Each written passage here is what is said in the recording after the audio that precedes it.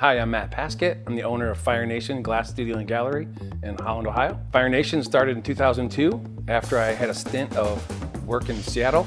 I came home to open the studio in 2002. I started blowing glass in 1993 at the Toledo Museum of Art, and I continued working there through 1999 when I moved to Seattle for a good year and a half, worked for some studios out there, and then I came back in 2001 and opened Firenation in 2002.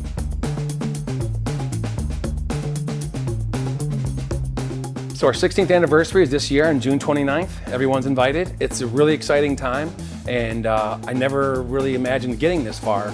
When I first opened in 2002, I had no idea how far this was going to go. And I'm really proud and excited to be here for that long. I've grown an awesome following, got great help, and a super support in the community. I wouldn't be here without the support of the community. So I'm really thankful for all the support I've gotten over the years, and couldn't do it without the support of the community.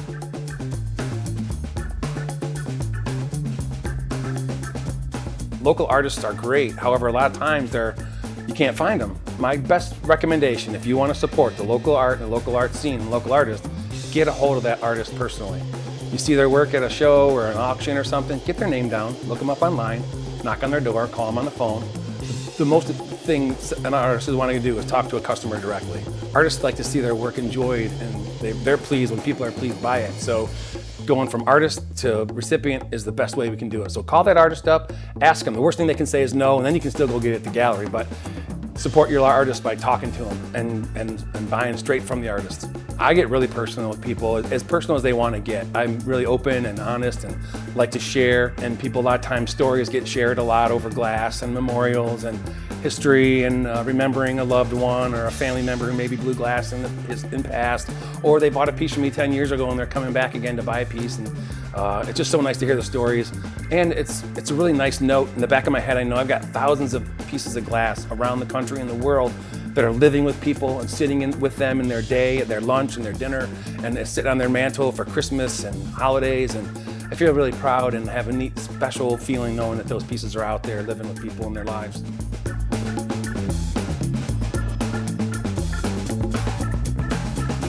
So a couple series that I've developed over the years that have been most successful for me are my Fire Apple series. It's really the first series that I settled into, and it was driven by the fact that when I first started blowing glass, I noticed all the brightly colored glass, all the paperweights and stuff were super bright, oranges, yellows, pinks, bright colors. I went with the warm tones to get that warm feel, and I just really enjoyed the feel of it. The Seascape series is my take on Murinis, and Murinis are an ancient form of glassworking where you take layers of glass and build them up into almost little microcosm worlds in their own, and you break those into little pieces and then put them in the glass again. So when you look at my Seascape, you'll see an anemone or an urchin or an underwater sea star, and I make all those separately, and then I pick them up when I actually make the Seascape itself. So all those parts are made ahead of time, and then I got to bring them all together at one time to make the piece. So the Spiderweb series is another piece that I've developed over time that's become a signature piece of mine, where I take multiple colors and layers of glass and include them in a sculpture. I started off with a large sculpture. Actually, it was really a small sculpture at first, but then I blew it up into a large sculpture. And I've also worked those into the Spiderweb vessel, a vase, and a draped vase, which is another form with the same coloration that I've really enjoyed. So those three series have really kind of, I think, defined a lot of my work. I do all kinds of stuff, otherwise I can't not try other stuff, but those are the three that I probably have the most popularity with.